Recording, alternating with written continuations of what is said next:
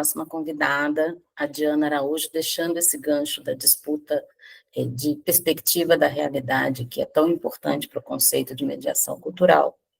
A Diana é reitora da Universidade Federal de Integração Latino-Americana, graduada em português e espanhol, com mestrado em língua e literatura hispânica, doutorado em literatura hispânica, com um período de doutorado sanduíche na Universidade de Sevilha. De 2008 a 2010, realizou o estágio pós-doutoral na UFRJ, no PRODOC, com apoio da CAPES. É tradutora e poeta, foi pró-reitora de Relações Internacionais da UNILA, presidenta da Associação Brasileira de Hispanistas de 2014 a 2016, coordenadora do Instituto Mercosul de Estudos Avançados, o IME, da UNILA, coordenadora do Programa Interdisciplinar em Estudos Latino-Americanos, o PPGELA, e coordenadora do curso de Letras, Artes e Mediação Cultural, também da UNILA, no ILACHE. É pesquisadora vinculada ao grupo de pesquisa Paraguai, Sociedade, Território e Cultura, e EDUCAL, do Grupo Interdisciplinar de Pesquisa em Educação da América Latina. Também participa do Laboratório Interdisciplinar Latino-Americano da UFRJ e do Núcleo de Estudos de Literatura, Oralidade e Outras Linguagens, o NELOL, na Universidade Federal de Santa Catarina. Entre suas publicações, destaca-se o livro de sua autoria, intitulado Mediação Cultural na América Latina, Utopias em Curso, editado pela Claxo em 2023, além de livros organizados por ela com outros autores e autoras, como Cartografia Imaginária da Tríplice Fronteira, pela editora Dobra, em 2014, Imaginários Coloniais, Continuidades e Rupturas na América Latina Contemporânea, também pela Dobra, em 2015, e Poéticas e Políticas da Linguagem em Vias de Descolonização, pela Pedro e João, em 2017. Além de seus últimos poemários, Horizontes Partidos, de 2016, pela Arte Poética Press, Lapel de los Caminhos e Outros Poemas, pela Biblioteca Libanense de Cultura, em 2017, e o romance Fábula do Fim e do Começo do Mundo, pela Medusa, em 2020. Suas áreas de pesquisa são a mediação cultural, a poesia latino-americana e as fronteiras e a interculturalidade. Diana, você tem 20 minutinhos para a gente seguir com essa prosa. Olá, Luciana, Carmen, Odete, todas as pessoas que estão aqui conosco na sala e que nos assistem pelo YouTube. É um prazer muito grande, uma alegria estar aqui com vocês. Quero agradecer ao Instituto Arte na Escola pelo convite e esse tema da mediação cultural colocado em pauta e nesse contexto, né? Um contexto numa sala, numa mesa onde a gente começa ouvindo a Carmen, que vem nos contar sobre a sua história de vida, sobre as suas experiências, sobre a prática dessas mediações que a gente, dentro da universidade, fica procurando elaborar, tornar teoria, criar conceitos, organizar, fazer livros, né? Mas se a gente faz isso, Carmen, Luciana, é porque a gente observa a realidade, é porque a gente participa também dessa realidade. Eu vou começar também me autodescrevendo e vou pedir licença para projetar aqui uma pequena apresentação que eu fiz para ter um apoio visual para que eu me contenha nos 20 minutos, porque, afinal, o que eu venho aqui conversar com vocês são temas que vêm me acompanhando nos últimos 14 anos da minha vida, né? Então, eu sou uma mulher branca, de cabelos ondulados, castanhos até os ombros, embora me custe me descrever como uma mulher branca, porque eu sou filha de um dos líderes do movimento negro no Brasil, Amaury Mendes Pereira, mas fenotipicamente eu sou uma mulher branca de cabelos ondulados, castanhos, uso uma blusa azul e uns óculos com aros azuis. E quando a própria organização do seminário pediu para que a gente se autodescrevesse, para que a gente fizesse essa autodescrição, eu comecei a pensar que a minha apresentação precisaria me descrever um pouquinho mais. Embora a Luciana tenha lido aqui o meu currículo, conforme consta lá no Lattes, né, na plataforma Lattes, eu queria me descrever um pouquinho mais, aprofundando alguns pontos. Eu espero que vocês estejam acompanhando a minha apresentação. Agora eu já não vejo mais a tela, não vejo mais aqui Sim, o está na rosto. tela, Diana. Ah, perfeito. Então, vamos lá. Eu vou chamar atenção para esse livro, é um livro em e-book que está disponível pela internet, quem quiser acessar é gratuito.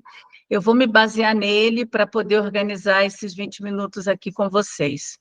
É fundamental essa minha formação em letras, né? A gente vai para a universidade, a gente procura mecanismos e instrumentalizações, né? A gente procura estudo para que a gente possa ampliar a nossa visão, para que a gente possa criar lentes para ver o mundo, né?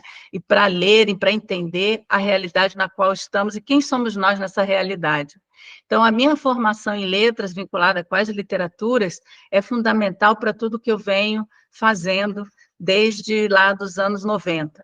Mas, ao mesmo tempo, chegando na UNILA, a gente se deparou com uma universidade que não existia, basicamente. Eu chego na UNILA em 2010, a UNILA começa a funcionar em 2010, então a gente entra para uma universidade que era uma ideia, que era um projeto, com essa missão, com esse grande desafio de construir, de tornar esse projeto algo objetivo e materializado, né? E nesse contexto não tinha como você ficar preso a uma disciplina, a uma área de conhecimento. Então a gente foi naquele momento inicial de grandes ousadias intelectuais, de grandes ousadias acadêmicas, a gente se viu na posição de ter que ampliar, nós, os professores, os técnicos, os estudantes daquele momento, de ampliar essas lentes e de ser muito mais interdisciplinares. Essa era uma base da universidade, a interdisciplinaridade.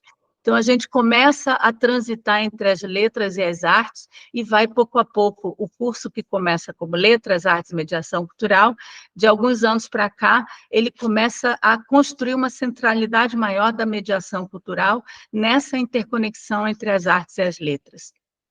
Em paralelo, a gente também construiu um programa de pós-graduação interdisciplinar em estudos latino-americanos, o que foi me levando a ampliar cada vez mais essas lentes. E, como a Luciana também falou, eu escrevo poesia, tenho um romance também publicado, e isso também era um desafio que eu me coloquei nesse processo da mediação cultural, de aliar essas duas racionalidades, né? Aliar essas duas formas de expressão, a poesia, a arte, com essa escrita acadêmica que, por vezes, é muito mais seca, é muito mais dura, é muito mais restritiva, né? Então, eu fui tentando aliar essas duas formas de me expressar para poder dar conta de tudo que eu vinha vivendo nesses últimos anos. Então, é fundamental nessa minha autodescrição onde eu estou, de onde eu venho e onde eu estou atualmente. Então, eu venho do Rio de Janeiro, do subúrbio do Rio de Janeiro, onde me crio ali, né, em Campo Grande, bem, né, nessa parte do subúrbio do Rio de Janeiro, e é dali que eu me movo para uma fronteira, como é a fronteira trinacional entre o Brasil, Argentina e Paraguai, aqui em Foz do Iguaçu. Uma fronteira altamente relevante, muito habitada, nós somos a fronteira mais habitada da América do Sul, só vence, só ganha em número de habitantes a fronteira entre México e Estados Unidos. Então, aqui nessa região trinacional, nós temos 1 milhão de habitantes que convivem, de fato, como se fossem 3 bairros de uma mesma cidade. Então, Paraguai, Brasil e Argentina aqui vivem uma intensa convivência. Aqui, a marca do Estado Nacional é um limite, mas, ao mesmo tempo, não é um limite. Ao mesmo tempo, é uma ponte para você atravessar para essas outras nacionalidades, para essa região que, no final, se funde, se junta numa região só. Outro dado muito importante desse movimento, que é no tempo e é também no espaço, são as viagens, são as possibilidades que eu tive de participar de diversos festivais de poesia, na Argentina, na Colômbia, em Cuba, no Equador, nos Estados Unidos, além da cena periférica que certamente vocês conhecem, de São Paulo, Rio de Janeiro e aqui de Foz do Iguaçu. Então, todas essas vivências são fundamentais para o que eu venho tentando organizar, para o que eu venho tentando sistematizar e entender e chamar de mediação cultural. Então, é nesse percurso que eu me coloco como observadora, condicionada pela minha própria complexidade, pela minha trajetória biológico-cultural, mas também por todas as experiências e todas as leituras que a gente faz dentro da própria universidade. Então, eu vou chamar atenção, já que eu falo também a partir desse lugar acadêmico, né? Eu vou chamar atenção para 3 autores que são completamente diversos das suas áreas, mas que são fundamentais nessa minha composição de um pensamento, de uma reflexão mais próprias. A Silvia Rivera Cusicanqui, que é uma socióloga boliviana, vai organizar toda uma metodologia e todo um entendimento a partir das imagens. Ela cria o que ela chama de sociologia das imagens, a partir da sua experiência como professora na Universidade da Bolívia. Também chama atenção para Humberto Maturana, que é um neurobiólogo chileno, falecido em 2021, e que inventa, cria toda uma forma de pensar a vida, que ele chama de autopoiese. Nessa autopoiese, o que conecta a vida, o que mantém a vida é a sua própria capacidade de autorreprodução. Então, da observação biológica, ele acaba extrapolando no andar, né, na sua trajetória, para pensar a própria organização cultural, a organização social. E a emoção e a linguagem são centrais, então, no pensamento desse neurobiólogo. Também importante chamar para cá, para essa conversa, Octávio Paz, para mim, um grande poeta e um grande ensaísta mexicano, e Paulo Freire, que prescinde apresentações nesse nosso contexto. Então, são referências muito diversas, mas essas referências, junto a muitas outras que vão se somando, conseguem me ajudar a pensar e a entender qual é o lugar que hoje eu ocupo, ou que eu já vim ocupando desde 2010, nessa região, nesse território concreto, e em uma universidade que tem nada mais e nada menos a missão de fomentar a integração latino-americana. Nada simples, bastante complexo, onde a cultura ganha, de fato, uma centralidade fundamental, né? Bom, então eu vou comentar alguns princípios. Se eu for aqui me adiantando muito no tempo, Luciana, vou pedir para você me avisar oralmente, porque eu não consigo ver o que está escrito lá no chat. Você está caminhando para 10. 10. Então, vou tentar acelerar um pouquinho. Alguns princípios fundamentais para a gente pensar a mediação cultural. O Sente Pensar, de um autor colombiano, Orlando Falsborda, um sociólogo colombiano, que também parte da literatura, também parte da arte, para pensar a composição social da Colômbia, e aí ele se apropria de um verbo usado pelos pescadores de uma região da Colômbia, que os pescadores daquele lugar falavam em sentir pensar a vida, então ele traz isso para dentro da academia. Então, pensar nesse imperativo de sentir pensar e de se reconectar. E se reconectar com o quê? Com aquilo que a Carmen já trouxe para nós no começo, se reconectar com a percepção de que você não é uma bolha isolada no mundo, né? Nesse tempo dos algoritmos, nós não somos bolhas, nós somos rede, nós estamos conectados. E se ver dessa maneira e pensar no processo de reconexão comunitário é fundamental para que a gente possa, então, de fato, avançar como sociedade. E aí, no tempo, também eu fui construindo a ideia de uma automediação. A gente, quando experimenta a arte, eu coloco aqui um texto, não vou ler, vou deixar só de apoio visual para quem estiver acompanhando.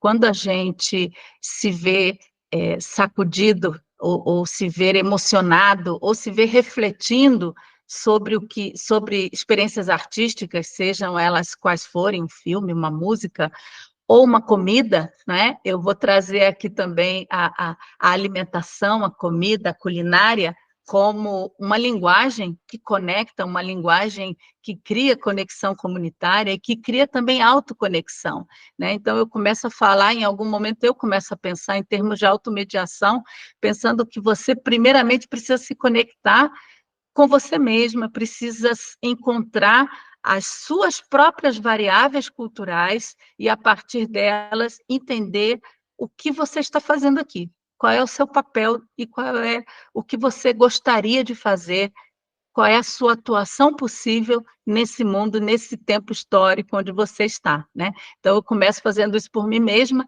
levando as minhas referências do Rio de Janeiro, da família que tenho, para uma região que é em outra região do Brasil e com outras referências culturais.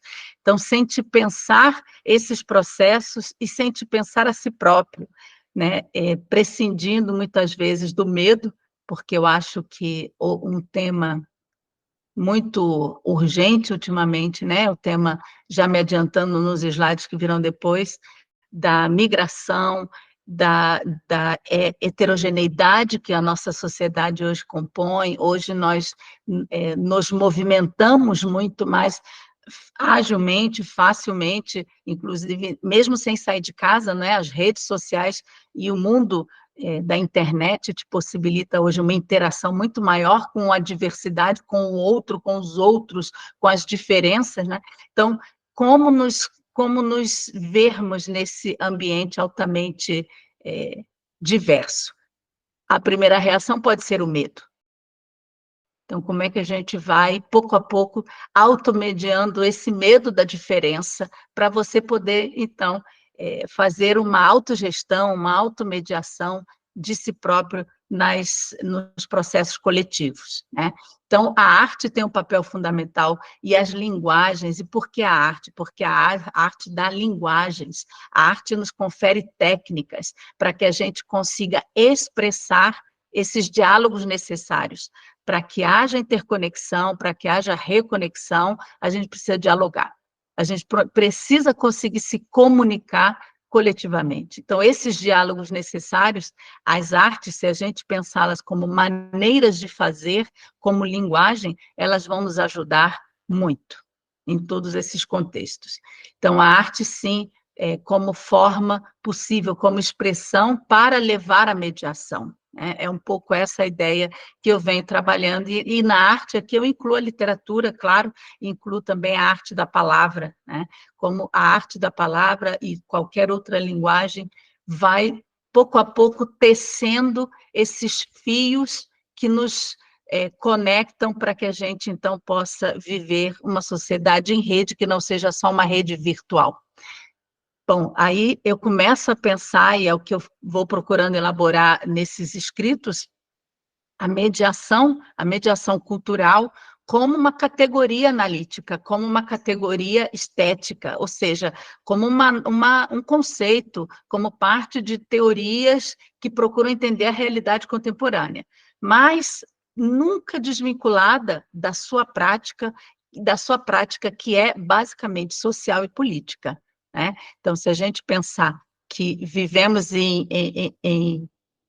momentos muito intensos das guerras culturais que sempre existiram, né? Vamos pensar que a invasão europeia, ou o descobrimento da América, ou como queiramos chamar, eu prefiro chamar de invenção da América, vamos pensar que esse momento de colonização do nosso território, ele já foi um momento de extrema guerra cultural. E essas guerras culturais nunca se detiveram, nunca deixaram de acontecer. Então, como nos organizarmos socialmente em um contexto de permanentes conflitos e permanentes disputas por quem determina o que é o certo e o errado, cultural, social e politicamente, né? Então, eu acho que a mediação cultural, ou a mediação como categoria analítica e prática, estética e política, vai nos ajudando. E nesse momento, a gente deu um salto. Sim? 5. 5 minutos. Vou acelerar um pouquinho. Dei um salto no passado, falando da colonização, mas a gente também precisa pensar que hoje nós vivemos a migração. E nesse território onde eu estou, onde a UNILA está, é um território altamente de grande migração.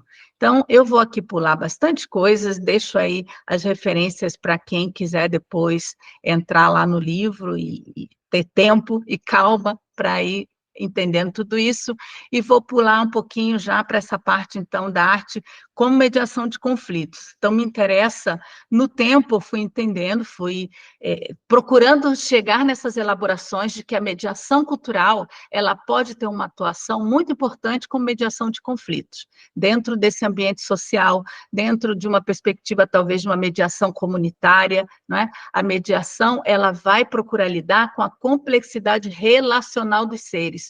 O que é mais difícil hoje é conseguir conversar com quem pensa diferente. Aí a gente pensa nas polarizações políticas, a gente pensa em toda essa complexidade que vivemos, pois nesse momento, mais do que em qualquer outro, a gente precisa, então, entender as relações e se dedicar a elas, muito mais do que onde a cultura se fixa, digamos assim, né? Eu acho que hoje é muito mais importante a gente olhar para as relações e para as articulações, para essas tramas que acontecem entre as pessoas e entre as suas opiniões e realidades e perspectivas, do que para onde a cultura está consolidada, né? Então, eu faço esse convite de que a gente pense a mediação cultural também como uma espécie de mediação pré-conflitos, ou que possa também colaborar possa atuar de fato em situações também de conflitos sociais, né? Então, a atitude mediadora como uma atitude político-poética, vinculada a esses modos de ação social. E vou pular um pouquinho mais rápido. Aqui, obviamente, quando a gente fala de política, não estamos falando de partidos, né? Estamos falando de política como espaço de exercício da cidadania individual e coletiva. E quando a gente fala de poética ou de poesia, aqui a gente também não está falando de literatura apenas, a gente está falando de um modo de expressar a vida, que pode se dar via culinária, via música, enfim, diversas linguagens, né? Então, pensar a mediação cultural como uma prima irmã, né? Eu faço essa brincadeira, uma prima irmã da educação popular, que vai, sim, trabalhar a pedagogia na cultura e também colocar a política na cultura, recolocar a política na cultura e nas artes. E, já tentando acelerar um pouquinho mais e fechar o raciocínio, a gente encontra nessas comunidades, a gente encontra na fronteira, a gente encontra nessas experiências sociais um valor muito forte, que é a resiliência. Mas uma resiliência que aí todo esse ambiente dos estudos decoloniais vão começar a falar que não basta resiliência, não basta a gente só resistir e ser resiliente. A gente tem que reexistir, a gente tem que chegar a um outro patamar. A gente tem que passar para outro lugar onde essas violências da colonialidade, do patriarcado, do racismo, onde tudo isso se transforme em outro mundo, em outras possibilidades de coexistência, né? E aí vou tentar já fechar com essa ideia dos valores. Com que valores, então, precisamos trabalhar? Isso não é utopia.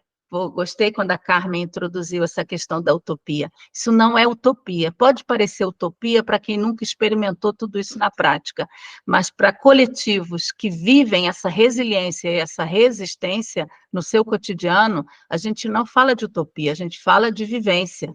É importante que isso fique muito marcado. Então, para essa utopia que não é utopia, mas para esse sentido de coexistência, a gente precisa desenvolver uma confiança crítica, que é como chamava Paulo Freire, uma confiança nos processos coletivos, na criatividade, na possibilidade de fato, construir novas lógicas que criem nexos diferentes para convivências diferentes. Enfim, encerro, então, com essa imagem do Festival de Poesia de Medellín, que é um dos maiores da América Latina. É um festival que reúne 300 mil pessoas facilmente, numa cidade, Medellín, muito marcada pela presença de Pablo Escobar, do narcotráfico, e que hoje conseguiu refazer completamente a sua convivência, a sua convivialidade, a sua sociabilidade, a partir de um trabalho permanente desse grupo que leva para frente um festival de poesia há pelo menos 30 anos nessa cidade de Medellín, inclusive foram Prêmio da Paz alternativo em algum momento. Muito Fecho com obrigada, essas palavras Jean. da ação poética da Argentina. Algumas palavras abrem feridas, outras abrem caminhos. Obrigada e espero ter colaborado aqui na discussão desse grupo.